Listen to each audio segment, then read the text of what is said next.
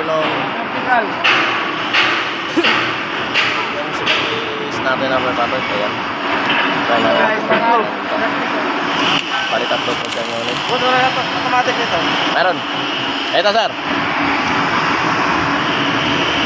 Yan, automatic yan. Kailangan Manual yan. manual, pindutin mo yon ulit. Yan nasa taas. Yan ang automatic, sir? Oh, ito itong dalawang araw, manual yan.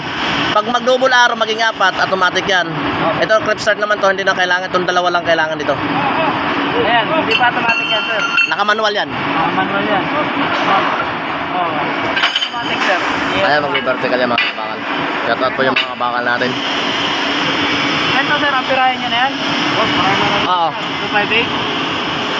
Saan dyan automatic, saan? Ito na automatic. Ito sa baba. Yung 4 na araw. Ayun dito na sa taas, manual yan. Yung 2 araw. Daming version niya sir. Tinatawag mo siyang tote, manual. Pag 2 stroke din ang tawag din manual. Pag 4 stroke, automatic. Mayroon din na yan o. Saan ang pinipindot? Ito sir, may crater banda. Dyan. Lilipat-lipat lang yan. Yun o. Sige, subok. Pilit. Ayan o, pilit.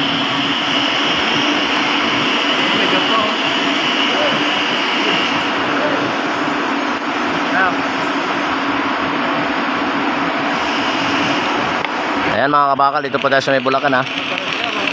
Yung 3 unit natin na CTBS 4500 using IPCO process mga kabakal. Ayan.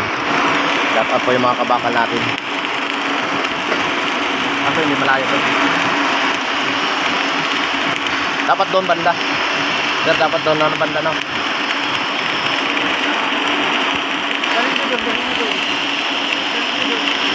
Para malaman kung hulog ko yung motor. Okay.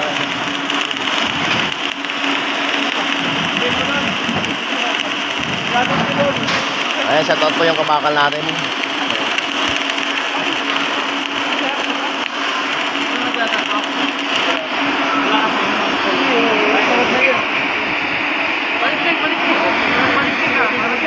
Chipping. Where's chipping? Ayan. Marami lang pula. Ayan, mga kabakal natin. Vertical.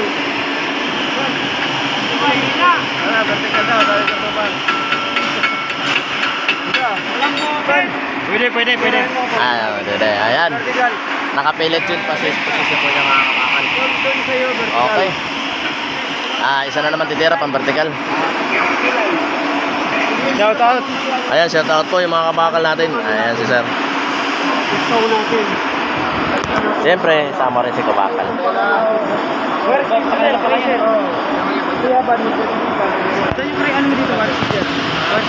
War speed. Ito war speed.